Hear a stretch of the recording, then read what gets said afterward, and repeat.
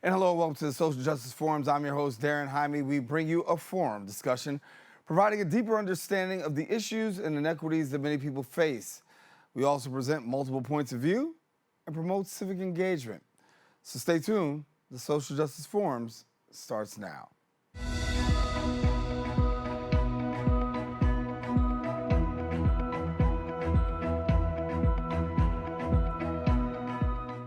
And welcome back. The George Floyd Memorial Foundation works to unite our voices for change, challenge the systemic obstacles facing our community, and eliminate the violence and murder of unarmed, nonviolent, and non-resisting Black individuals. Joining us now and sharing more is the Executive Director of the George Floyd Memorial, Jacari W. Harris. And Jacari, thank you so much for being with us. And even though we are years past the George Floyd verdict, it's something that we watched during COVID. It's something that America witnessed. We still understand that even though there has been a guilty verdict, there's still more work that needs to be done. It is more work that needs to be done. The guilty verdict is just one component of the much needed work that needs to be done. And that's why we're here today, to be the change that we wish to see, to show up when everyone else is giving up, and to just bring about a new day. And when we talk about bringing about a new day, obviously it's important to try to usher in change. And change is something that we want to do by social justice methods. Change is something we want to do by criminal justice reform. Change is something we want to do with racism and bigotry and sexism. These are things that really need to change. But I know your organization is doing a great job of trying to facilitate change. Talk to me about the backgrounds of the organization. Definitely. Well, we have three main pillars. It's community reform, it's education, and criminal justice reform. And although all the pillars are very essential in what we think as a team, as a board, will bring about a new day for communities all over the world. I truly hit upon the education community, the education pillar, because education, Dr. Mary McLeod Bethune once said that education is the prime need of the hour. And it's whether it's educating individuals on why they should take action, what they should be focusing on, or ensuring that younger youth, the younger teens, are preparing to go to college or are preparing to get a trade or preparing to be next leaders. So when we speak about education, it's really uniting a voice. It's coming together on one agenda with no hidden agendas, but coming together to focus on the main issues and bringing about solutions. And that's what I tell everyone I work with. We're not just going to bring issues and challenges and obstacles to the table. We're going to bring solutions. And until we meet the goal, until we solve the issue, solve the problem, until we get that policy or that law or that legislation in act, we have to continue to push the agenda forward. So that's what we've been doing in terms of education. In terms of community reform and community development, we have been working with businesses within North Carolina and Houston, Minneapolis, and New York to ensure that they have the resources, the tools, the knowledge, and the support that they need to flourish, not just to survive, but to flourish. And I believe that when we were all created, in this world, on this earth, we were not here just to survive or just to do basic mediocrity. We are here to exemplify what it looks like to be a Black woman, what it looks like to be a Black, male. So we're really being the change that we wish to see within communities all over, whether it's helping homelessness population, whether it's helping the underserved, whether it's helping those individuals who have a degree but don't have the knowledge or the resources or the tools to land that particular job, to get in that career field that they're needing to get in. So we're really showing up and putting our boots on every single day and truly being the change that we wish to see. When we talk about racial inequity, that's one of the tools that, or I should say, one of the issues that really needs to be dealt with. What do you see as the way that we can deal? Because there are some very root causes there. And how do we deal and break some of those root causes of racial inequity? Definitely. Well, the issue with racial inequity is, first, people don't like to admit and acknowledge and confront head on the systemic racism and the inequity that we, have to experience. When I say, we, the other side, don't want to acknowledge what Black and brown individuals have had to experience, not just in 2020, not just, here in 2022, but 10, 15, 20, 30, 40, 50, 60, 70, 80 years ago. We're dealing with the same cycle of inequities. And in order for us to really see positive, meaningful generations to come change, we have to start with the root, because you can pluck the leaves, you can break the branch, but you have to get down in the dirt, in the weeds, in the roots, and start from there, because there is something that's contaminated, and it's time for us to disrupt whatever is that's contaminated and fix it from the root up, so we can begin afresh. So it's about expanding the perspectives, expanding your ideas, realizing that you can come to the table with a diverse group of people, and you all can share, you all can collaborate, you all can work together in a united front and not backwards divided. We're living in a day and a time in our world where so many people want to do something on their own. They want to start their own business. They want to be titled over this own policy or laws or elections, but it's nothing like doing it together. I always believe, I grew up in the church, so my mom always say, 2 to 3 people comes together, it's great. Well, that's what you need in terms of policy. That's what you need in terms of real sustainable change within our communities, in our world, because the truth of the matter is we won't be here always. So we want to ensure that we are igniting a fire. We are tooling and retooling youth, teens, and young adults, and all those who may come after us, so that they can be well prepared, that we're creating a pathway that's straight. Yes, there will be obstacles. Yes, there will be hurdles. Yes, there will be bumps. And yes, there will be mountains. But there is nothing that's too hard for us to overcome and bring about a new day. Your foundation actually started by George Floyd's sister, Bridget. She started it with other members of the Floyd family in the year 2020 of August. I want to ask the question, since August of 2020, when the organization has taken its first initial steps, how do you feel the growth has come? Because we've had conversations with the family before, talking about the fact that, listen, we're not just satisfied that this verdict was given. We want to see systemic change. Systemic change. Definitely. Well, since August 6, 2020, it has not been an easy road. Nothing that is meant to last a lifetime, nothing that is meant to be sustainable and bring about real reform and change. It's not meant to be easy. But what I can say is been well worth it. And it's just been an honor to, serve in this capacity for these past 2 years, and really hearing testimonies and seeing change happen before our eyes because of the work that we have put in, the blood, sweat, tears, the marches, the protests, the showing up to Capitol Hill, the policies that we have, demanded to be implemented in, and just showing up when everyone else felt like giving up, and really figuring out what are those core programs, what are those core needs in communities. And no, we can't do everything at one time, but we do have a team, we do have volunteers, and we have supporters like you and so many people all over our great world and within the U.S. alone that will help us continue to push the agenda forward. So that's what we're going to continue to do. I want to talk a little bit about mental health, because that's a huge thing that we're trying to deal with here within our community. There's a stigma that's associated with mental health, particularly within our very own community. But then on the outside, there is a lack of cultural competence when it comes to really addressing those issues of mental health. It seems as though that people just don't know, or they don't want to know. So what can we do to bring more knowledge and give that knowledge in the area of mental health that you guys are working on? Right. And I like how you said it seems as if people don't know or they don't want to know, because it's both of them. Some people, they don't know the resources that's out there, that's free, that's available. They don't know how to get access.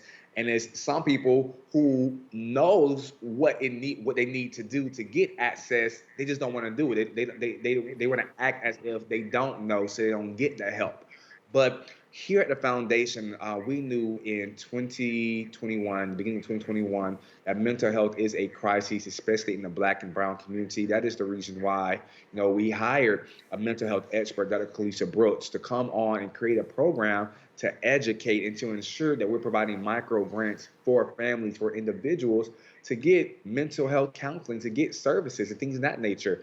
It's one thing to just provide education, but it's another thing to provide micro grants and funding so that we can ensure that they're on a pathway to reviving their mental state of mind, to ensuring that they can heal, because it's enough trauma, it's enough issues going on in the world today. Just like yesterday when former President Donald Trump, when he put in his bid for re-election for president in 2024. I have seen many tweets, messages, I've got calls. People are already stressing, and that is trauma. That is something that we should not have to experience, but we are. And that is why it's important to take care of your mental health, because there's always going to be something going on in this world, but there's only one you, and we cannot allow you or anyone else to lose their mental capacity because of the issues of the world. We have to take care of ourselves first, and then go out in the community and take care of others. What's it been like for you? I mean, obviously, of course, the last couple of years, things have been really, front and center. Having to deal with the issue of just George Floyd himself, the whole, the whole world watched this murder, and then after watching the murder, the aftermath of the murder. What's it been like for you? Because the Floyd family's name doesn't get out of the media. The Floyd family's name doesn't, just go away. For you, talk to me about what it's been like for you and the organization living in the spotlight after this is all taking place. It's been very eye-opening. It's like I said, I'm honored to be in this capacity, in this role. But it's very traumatizing. It's you have to show up. When I say to show up, when everyone else is giving up, you have to be thinking a couple steps ahead to keep the vision alive, to keep people understanding. Yeah, we may have lost this obstacle. Yeah, this may have happened, but we can come back 10 times harder. And that is why it's important to be grounded and to be spiritually, grounded and rooted and have the people around you. And that's why it's important for me to even, go to therapy myself. And in all transparency, the first year, I didn't go to therapy at all because I was so busy. But in 2021, I said, no, I have to prioritize that because I will lose my mind. And you can't lose your mind because people, things, and situations will just try to take you out and try to make you seem as if you're less than. They try to make you seem as if what you're doing is not good, but you are good. You're not here for no reason. You're here to be great and to do great things. So while I'm here with breath in my body and while we're creating an impact and leaving a legacy, we're going to take care of ourselves as well. How's the organization been received? I've always been curious to say, because, when you say the name George Floyd, in some circles, of course, our community has a whole lot of love, but there's others who just don't particularly care for the name George Floyd and the things that George Floyd Foundation stands for. What's it been like for you? People don't care about the name George Floyd, what we stand for. People don't even care about the movement. People are still thinking that Black lives don't matter. And what I've experienced here at the foundation, I mean, besides the threats and, people sending emails and all this craziness, people are uneducated. They have seen a tweet that said something bad about George Floyd or bad about the movement, and they took it and ran with it. They did not study. They did not educate themselves. So when we get these influx of emails about bad things about the foundation, about the Black Lives Matter, the movement, George Floyd, a part of me just want to just educate them. And then the other part of me is like, no, I cannot take every day to educate these people on this is what we're doing. This is why we're doing it, because the information is already out there. Like you said, the people who want to know and don't want to know, these are people who don't want to know. They don't want to expand their perspective to understand that there's more to life than what you think. There's more to George Floyd. Number one, he was a human. We are all imperfect. We are all imperfect people living in an imperfect world, which means that we've all had issues before. We've all had obstacles. It's what you do with those issues. It's how you overcome them. And George Floyd was overcoming every single obstacle and every single artificial limitation that was defied upon him. He would give the shirt off his back for anyone. He showed up. He did community service. He worked. He went to church. He did so much. And here at the foundation, we wanted to ensure that people not only knew George Floyd, but we wanted George Floyd's legacy. But we wanted to make sure that people knew what to do and how to do so that they too can have a meaningful and impactful legacy. And truth be told, some folks who have sent nasty emails, who have cursed us out, who have threatened us, they're not open to learn. They think they know it all, and they think that their way is the only way. And I've learned at 26 years of age that you can lead a horse to water, but you can't make it drink. Yeah.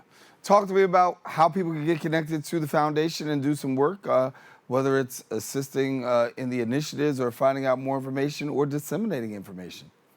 Definitely. Well, you can always go to the George Floyd Memorial Foundation.org on your website. You can follow us on Instagram, Facebook, Twitter, George Floyd Memorial Foundation or Justice for George. We're here. We're ready. We are excited. 2023 is going to be a major year, and it's up to us to decide and design what that looks like. And that's why every day I'm working closely with the family and with the board to figure out what exactly 2023 looks like, not just for the foundation, not just for the Floyd family, not just for the legacy of George Floyd, but for our entire world. Yeah. And for yourself, you're the author of a book. I want to get you to talk a little bit about your book and the work that you've done there. Definitely. Lost and Found, Finding Success in the Search for Self. My book released back in September 15th of 2020. It speaks about how you can rise above life losses and begin anew.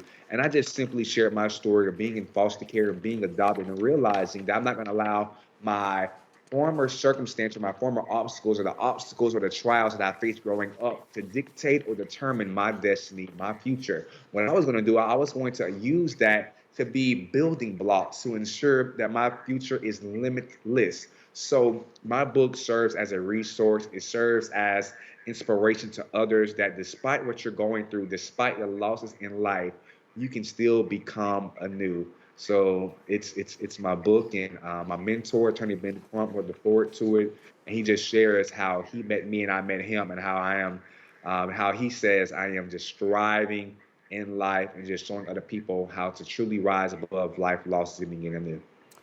Jacari W. Harris, Executive Director of the George Floyd Memorial Foundation. Thank you so much for being with us, brother, and continue to keep up the great work. We'll continue to stay in contact, and you let us know how things are going out there.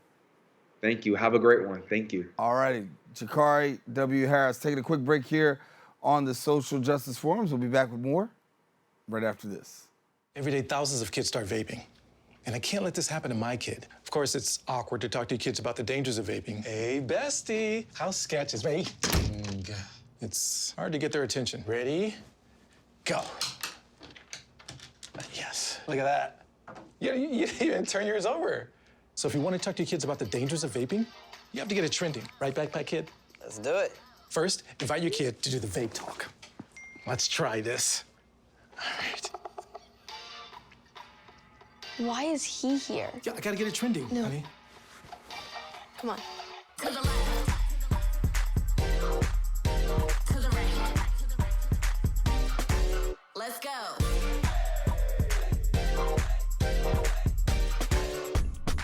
Oh, honey, can we talk? Yeah, what's up? I see a lot of your friends vaping. Visit talkaboutvaping.org for tips on when and how to have the vape talk. Is it time yet? It's time. I'm starting chocolate dinner. Oh, terrific. Monster dinner. Donating pet food is one of the many ways you can help families in your community. Pets and people belong together. Learn more at petsandpeopletogether.org. How do you know when you've made the right decision? It's the feeling you get in your gut. The one that tells you what's right or wrong. It's the one that says, sure, I can have a drink. Or the feeling that says, okay, I've been drinking. Now what? It's the voice inside you that says, I'm buzzed. Better leave the car when it's time to go. Plan ahead. Catch a sober ride. Buzz driving is drunk driving.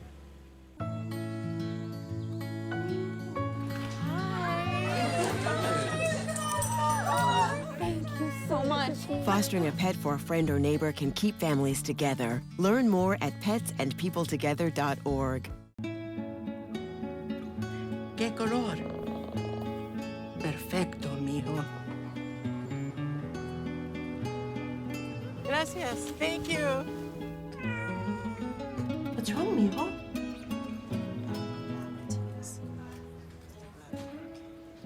Donating to a pet's medical care is one of the many ways you can help families in your community. Pets and people belong together. Learn more at petsandpeopletogether.org.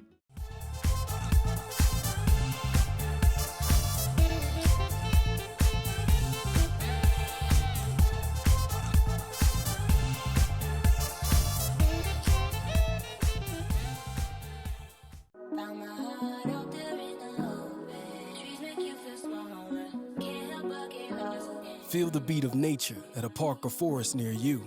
Find a forest and music inspired by nature at discovertheforest.org. Man, it's lonely. Like, going through life lonely. There is the therapeutic aspect of music, just expressing how you feel. I'm going to talk to Howie about his feelings, make it into a song.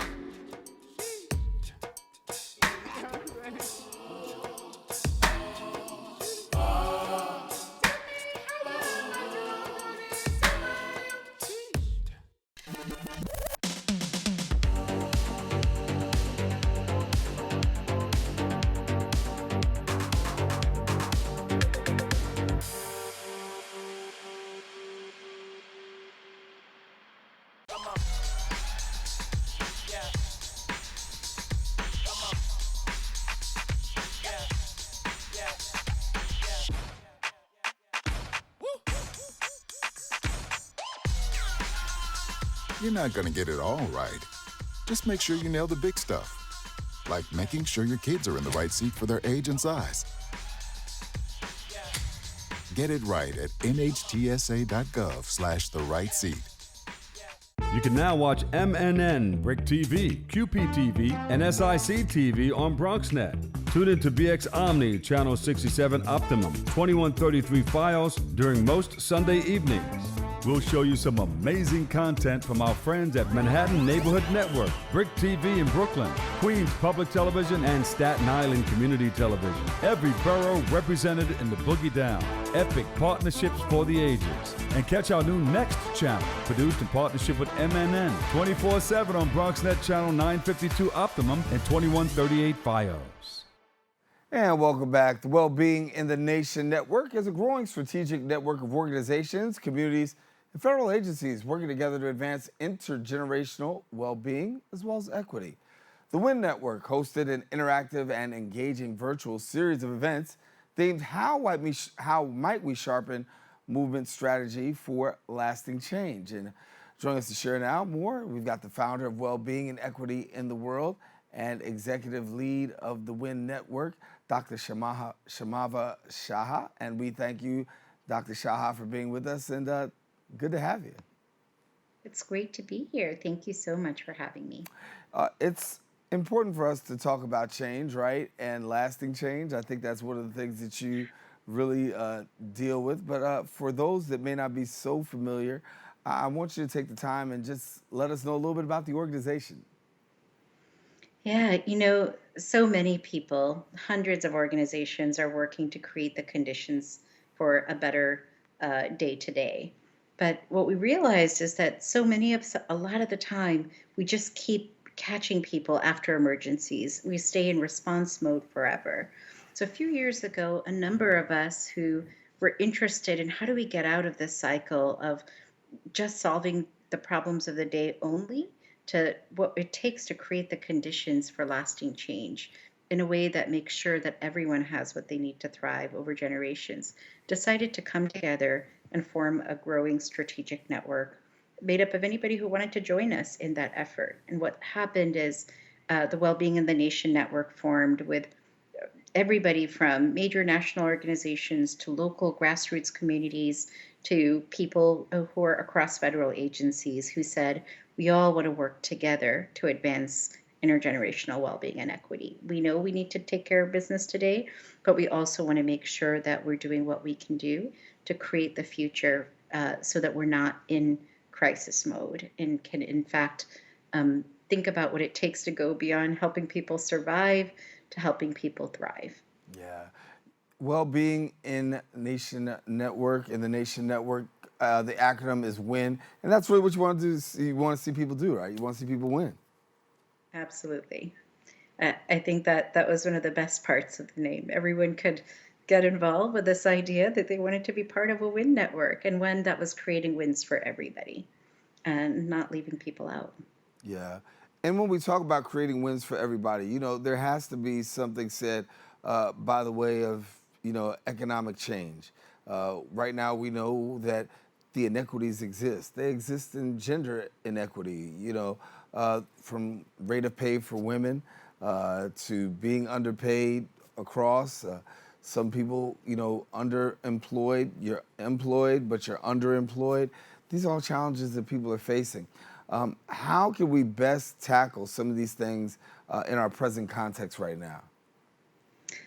I'm so glad that you mentioned that. So while we believe in creating conditions for the long term, we say, well, what can we do today that creates those conditions for the long term? So part of what we said is, first of all, why is it that so many people, that in the wealthiest country in the world, 40% of children are growing up in poverty, and that number is growing even worse in the context of the pandemic. And what we saw was that there are these we call legacies for living together. It's our social contract with each other, where some people live in conditions where they're more likely to have what they need, and then there are others that are being driven by legacies of what we call trauma and exclusion, whether that's legacies of racism, gender exclusion, classism, and economic exclusion.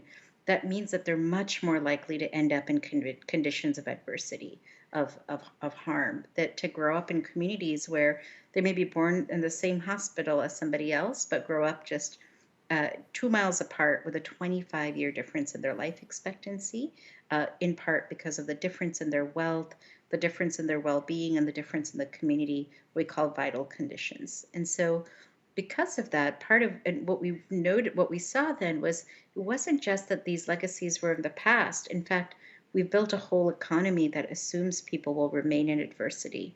And part of what we need to do to shift that is to say, what would it take to create a well-being economy? What policies would help shift that? So we worked with hundreds of organizations and with local communities and people experiencing inequities to source a set of an equitable economies policy library that would say what would help shift the structure of the economy. What do businesses have to contribute? What do other groups have to contribute that would change the way in which we're set up to have people in harm or not, to have an inclusive economy where everyone can contribute and thrive.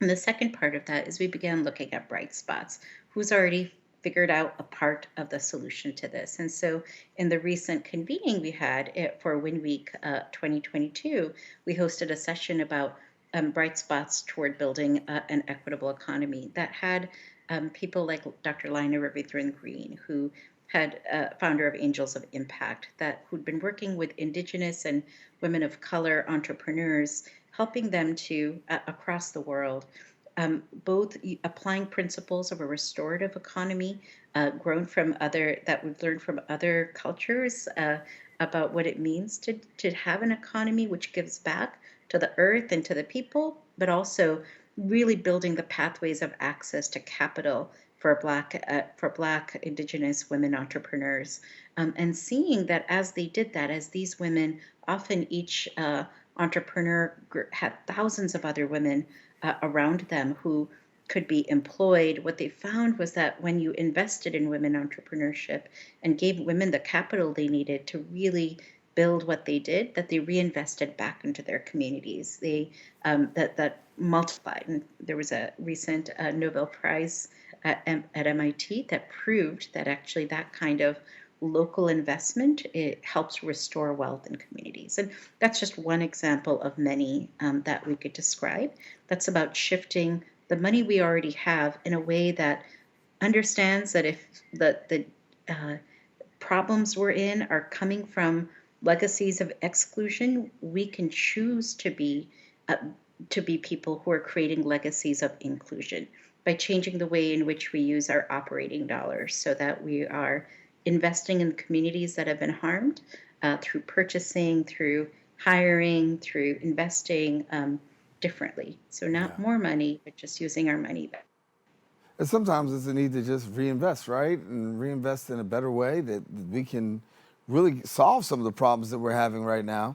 But we have to really have a huge departure from some of the things that we're doing in order to do that. And having that conversation sometimes is not always the easiest conversation. So I'm going to take myself behind the scenes with you for a moment and just get your perspective on when these conversations are being had, what's the reaction? Because in circles that I've seen and circles that I've been in, as soon as something talks about redirecting power and wealth and redirecting opportunity, you can expect to see and experience resistance right away.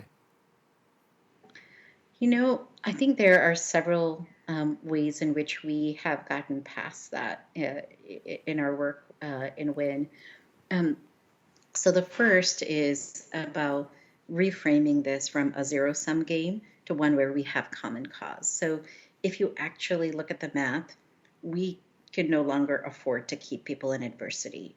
Just healthcare costs alone will grow to be 100% of the economy if we don't do something about it. And a huge amount of that comes from untreated poverty and structural racism. So there's actually a win-win-win in not harming people, in actually making sure our fellow brothers and sisters and people in the country have what they need to thrive, and that actually unleashes contribution.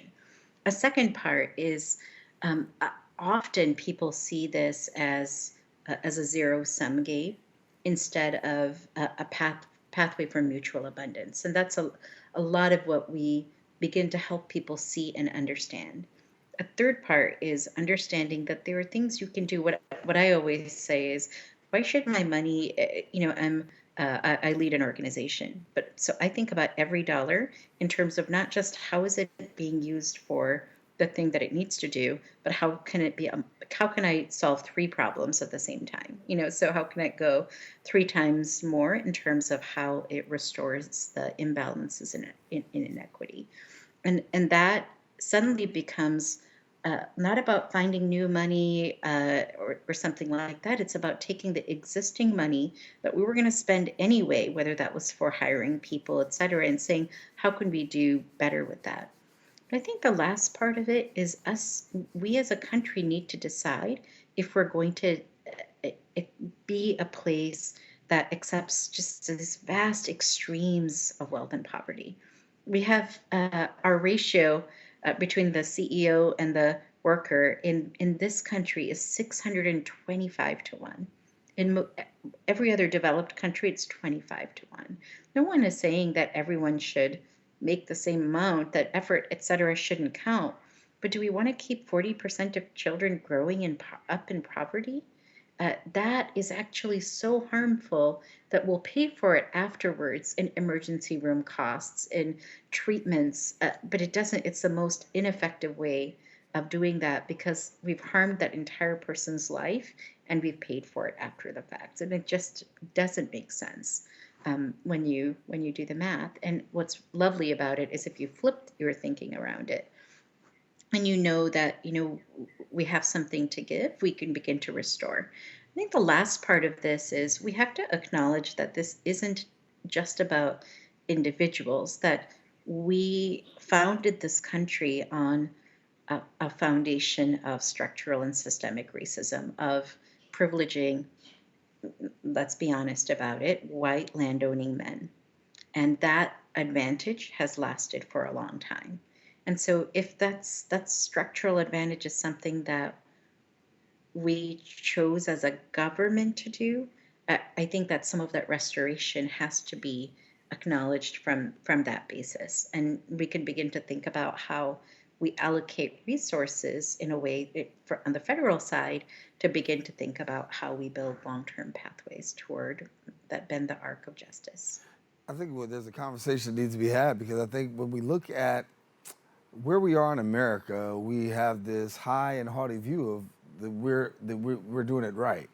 But when you look around the world, I think that you're absolutely right. You'll find out that there's so many things that we need to correct. There's so many things that we need to do. I was in Spain recently and watched people tell me about healthcare, that you got free healthcare, and that you don't have to worry about the surgery and this, that, and third. So many people who are burdened right now with medical debt, and you spend so much time trying to get out of medical debt that you created this system of the haves and the have-nots. And when you look at what's going on right now in America, there is this huge difference and this huge disparity between the haves and the have-nots, and it continues to widen and it continues to get worse. And you talk about looking about communities of poverty. I live in presently right now a community where 90% of young people live in poverty. That's astounding. How does that happen in a the place called... wealthiest country in the world. Right. Well, and that's where I think we have lost our way as a nation. This is not about the vast majority of people losing out. It's about saying we don't have to have some people that are in top 0.1% making so much money while 40% of children, 90% of youth in your community are growing up in poverty. That means that we build a nation without a future, because the trauma that those youth and kids will experience, that those families will have, will actually limit their understanding and potential for their future. It'll limit what they can contribute. It means we won't get the future scientists and doctors and construction geniuses and builders that get that, because they've lost hope. And so we've grown to be a country where it's not 10% haves and 10% have-nots. It's 1 to 0.1% haves and huge percent of everybody else in the have-nots. So when 40% of kids are growing up in poverty, and 20% of families, and in communities of color, 40 to 50% can't afford $400 extra of an emergency expense, that's all of us. That's most of us, right? And so we have to begin to think, in a time when the middle class is shrinking, as costs for healthcare is going up, as inflation is going up, we have to have hard conversations about what we want this country to be about, and whether everyone is going to continue to have the opportunity to pursue life, liberty, and the path to happiness. Because right now, we're not setting up the vast majority of this country to be able to do that. Yeah. So before we wrap up, I want to have an opportunity to let our viewers know how they can get connected to you and the work that you're doing. How can they do that? Well, I'm so glad you asked. If you go to the WIN network, imagine you want to win, you want everyone to win, WIN network, NETWORK.org, winnetwork.org. We would love to have you. We'd love to have you join the conversation. Well, I'm glad that we had this conversation, and it's been great having you as a guest on, and we thank you so much for being with us, Dr. Saha, and we look forward to talking again. It was such a pleasure. Thank you so much for having me. All righty. Well, thank you. Well, I want to let you know that we are taking a quick break, and guess what? We've got more coming up right after this. STEM is everywhere, like here, behind the scenes of The Walking Dead. When we break down clothes, we tumble it with trisodium phosphate, rock salt, and dish detergent. We stitched together images of our model and created a 3D set that can be walked through in a VR headset. We're able to turn 12 walkers into 1,000 walker hordes. STEM can create new worlds on and off the screen. What will you make with STEM? Get inspired at SheCanSTEM.com.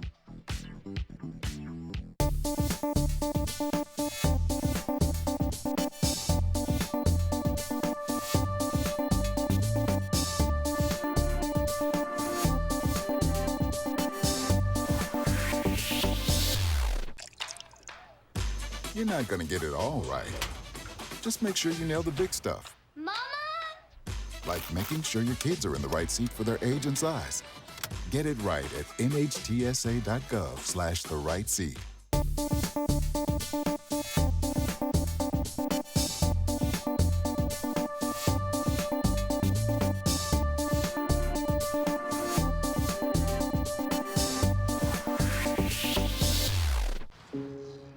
Dear moms and dads, what you have achieved here today is going to help us and our futures. It is why we are coming up on stage to collect your diplomas. You know it's true. Mom, we love you always. Everything I do. When you graduate, they graduate. Visit finishyourdiploma.org to find free and supportive adult education centers near you.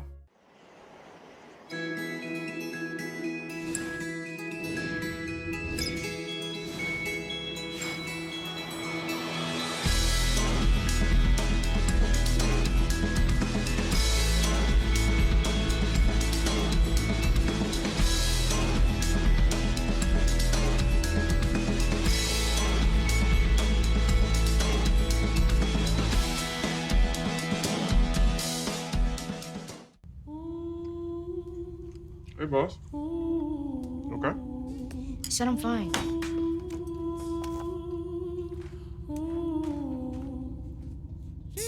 Me the babe, see you in the morning with the frosted Superman, but it wasn't on it, and we lost it. You can talk to me.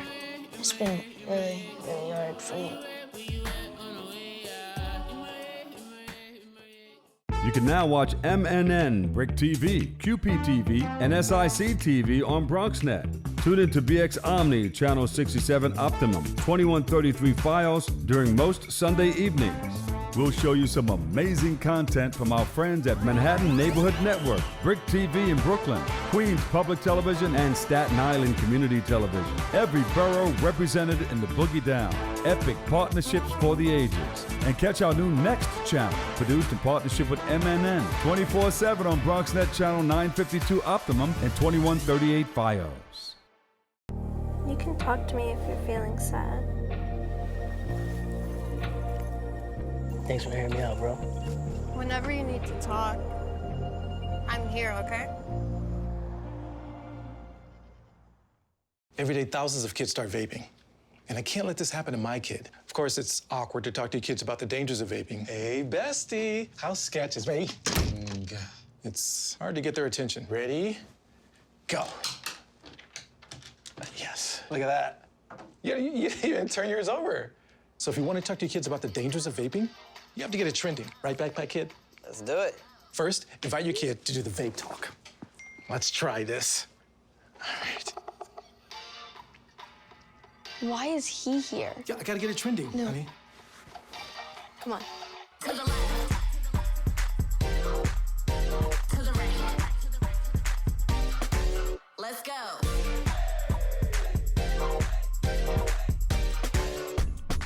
Oh, honey, can we talk?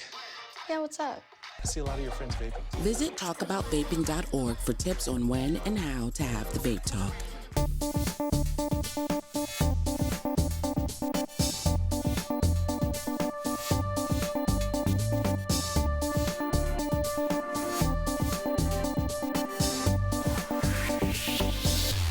And welcome back. City to City NYC supports leaders across all denominations in church planting and replanting across the New York City area. Our next guest has successfully planted several churches and charter schools across the South Bronx. He's a social justice advocate and also a community organizer who's been nationally recognized for his work among the poor across the city. Joining us now is the Vice President of Church Planting Leadership Development at City to City, New York City, the Reverend Dr. Michael Carrion. And thank you so much for being with us, Dr. Carrion. Oh, an honor. Thank you so much for inviting us. Very excited. Thank you. Yeah, well, there's an old saying that where you have a healthy church, you have a healthy neighborhood. Agree? I totally agree with that. And if we're going to see the Bronx revitalized and rising out of the tensions, the challenges, economically, even socially that we're dealing with today, is going to be in the planting of more healthy, vibrant, community-centered churches that are looking to empower the community and those in margin space for sure. Can you break it down for somebody? Because there's probably that misconception that when we talk about church, we're talking about the brick and mortar building that's there and that's just it. But when we talk about having a church, it's more than just having the brick and mortar worship facility. It's about a whole lot more. Absolutely. A community church is not just a facility that you attend for 2 hours on Sunday. A community church is in the cracks and crevices of everyday life within the community, within the local businesses, within the activism that's necessary. It's working with the police department, it's working with the those that are suffering from ailments in the hospitals, is working with those who are struggling with addiction. So no, I know that the traditional way of looking at church has been you go to a church building and a facility, but that's not the church's only preface and or perspective. A healthy missional church is on the move. It is engaging its community and it's engaging the culture with the gospel and really trying to bring about the transformative work of community and enhancing even the neighborhood. You've had some great success with these programs. CTC, 50-plus churches planted with help or training from CTC. And then also you've got 800-plus leaders trained. What's been the key in resonating with so many people and seeing these kind of results? The key has been specific training and bringing into the table practitioners from all over the city. Our organization was founded by Dr. Timothy Keller, who is world-renowned a professor in theology and really an urban guru in planting churches and gospel renewal and having a theological vision for the city. So the key to the success has been engaging a diverse populace from many traditions, because we're trans-denominational. We work with many denominations, and engaging them right where they're at in context, and then empowering them with the tools necessary to better interpret community. Especially coming out of COVID and the last 3 years of pandemic, what is the hermeneutic? What is the translation of our economy? What is the interpretation of how we should deal with people in the community that are still struggling with anxiety and fear about gathering? How do we meet them? How do we love them? How do we care for them? All of our training is based on that, and it's based on the gospel. It's based on coming to, God and just surrendering and seeing him high and lifted up and him transform not just the building, not just the community, but preferably, hopefully, the city. Right. So, yeah, that's been a success, yeah. We talk about social justice. What does social justice mean to you? Social justice can take on different definitions. For me, it's seeing the margins in equal footing as those that are in the center of majority culture. Social justice is not just crying for an injustice, but it's seeing proper systemic modifications so that there's no longer educational inequity, there's no longer profiling in Black and brown communities. There is an equilibrium where we become community members together, no matter our economic status, no matter our background, but we come together to look for the health of our community, our people, and preferably our city. So social justice is a cry, and it's the gospel. There is no gospel without justice. Justice is the heart of the gospel. Matter of fact, Jesus protested all the way to the cross so that we would have access to eternal life. That's justice. And so ultimately, seeing people come together and have equal access to what they need as being made in the image of God. You've got some great work. You're a native of the Bronx. You've been around when the old saying, the Bronx was burning, and now the Bronx is booming. And you're a part of that boom. What's that like for you to really be a part of that boom, knowing that we used to hear that saying all the time, the Bronx is burning? Well, I'll tell you that the Bronx is burning. Unfortunately, going back to the 70s, yeah, I grew up in those days. There's still some burning going on in the Bronx. There's still a lot of work to be done, especially amongst our Z generation and our millennials. So the church has a task ahead of it. Society has a task ahead of it. But I'm grateful for seeing the economic growth, seeing how we're moving forward for the work of Mayor Adams and his intentional partnerships with local churches and community. He's doing great work with Fernando Cabrera out of New Life, his senior advisor. He works closely with City to City and other like network movements to help bring about change and bring about opportunity and shalom. We want shalom in the Bronx. If the Bronx is burning, we want it burning for positivity, for scholars being produced out of our educational districts, for businesses thriving, and for the diversity. We are a borough of many colors, and we're a resilient borough. So to see that booming happening and all of that diversity and myriad of painting, that's what it's about. You got some great success happening with the Bronx Academy of Promise School, and I wanted you to take an opportunity to share with us a little bit about that and how that's working. Sure. Well, the BAOP started when we started our church. We had a white paper that we wrote, and we never intended to start a charter school. At the time, it was several activists from the South Bronx gathering, and what we were trying to address was the high percentile of African-American young boys and Latinos that were winding up from the playground to the prison. How do we stop that pipeline from the playground to the prison? Education. And so we got together, we strategized, and we started the Bronx Academy of Promise in the same motif of our church, Promised Land Covenant Church. We planted 10 churches. We're now in the process of breaking ground for our high school. We're waiting for final authorization from our authorizer for that. We just went through a renewal, but for the last 17 years, the Bronx Academy of Promise Charter School has been an anomaly in Mott Haven, producing scholars in one of the poorest congressional districts of the city. And boy, we're taken back at how beautiful the work has been and how powerful. We've got a power-packed faculty, and we're moving forward educating South Bronx kids. And we're seeing that best practice model now be talked about across the nation. So I often say, I say this every time we graduate new scholars, every graduation. I say two things. Can any good thing come out of the South Bronx? Yes, a BAOP scholar can. And once you've graduated college, come back to the Bronx and we'll give you a job as a teacher if you want to be a teacher professionally, and you empower the kids that are coming out of your neighborhoods.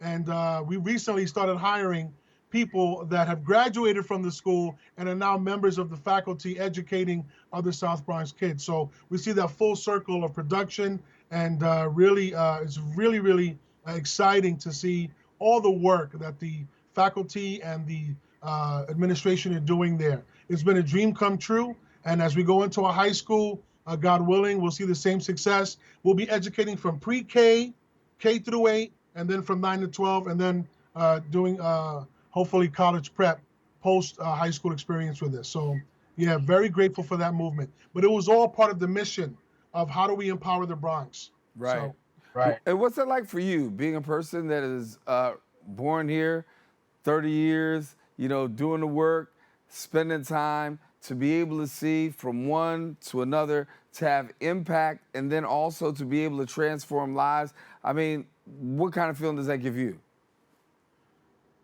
Every time I see a kid graduate out of our charter schools, every time I see a family member get employment, a returning citizen from the Department of Corrections find positive reintegration back into the community after having served what they need to serve as time.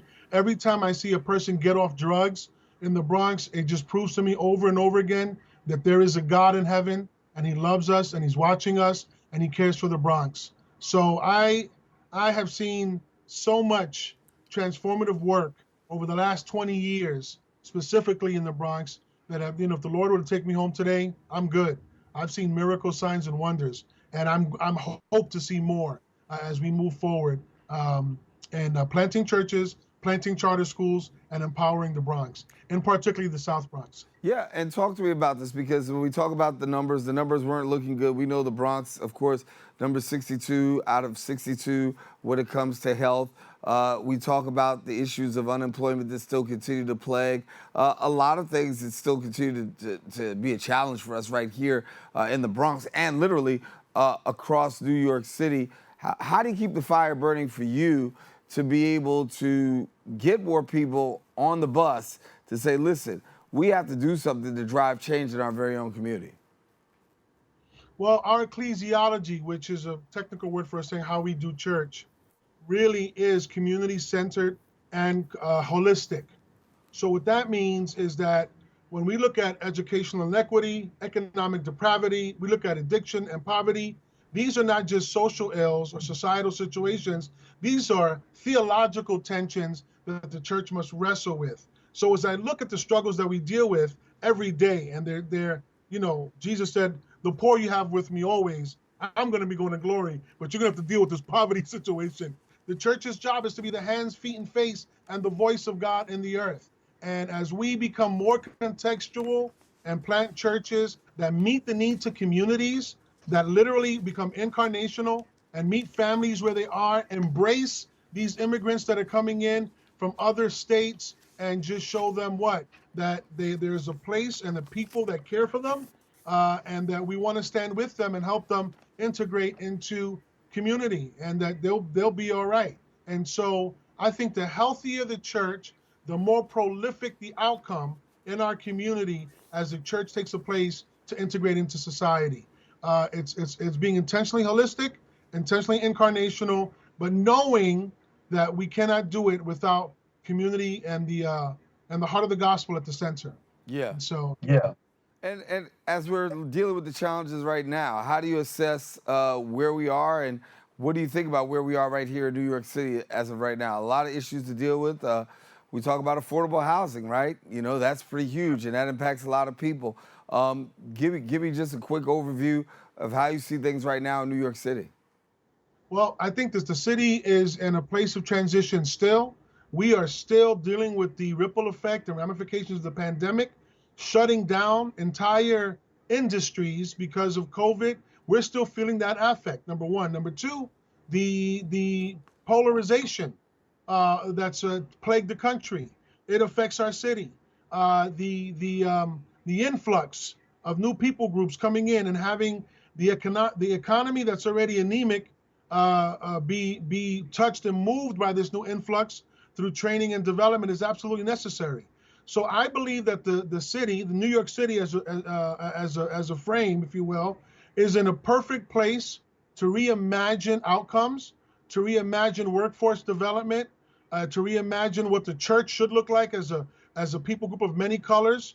And I think that we've got the right people in office at current, Mayor Adams, Fernando Cabrera. I believe Governor Hochul is doing all that they can to make things happen. Nobody's perfect. There'll be some policies I disagree with them, but I see their best foot forward in dealing with crime, dealing with the immigration issue, dealing with some of the outstanding living situations. I know that the Bronx Borough President is doing a lot of work to that end.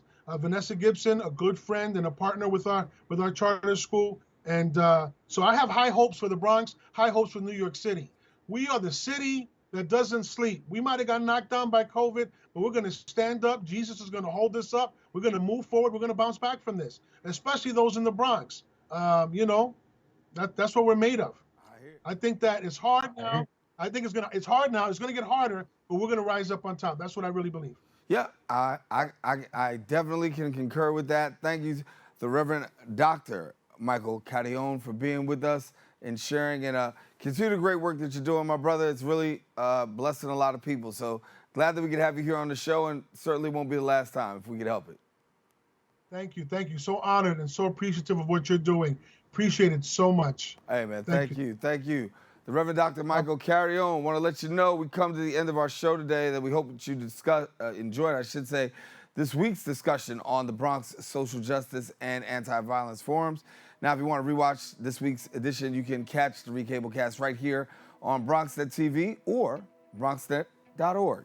If you want to join the conversation and present your point of view, you can visit our social media pages at BronxNet TV.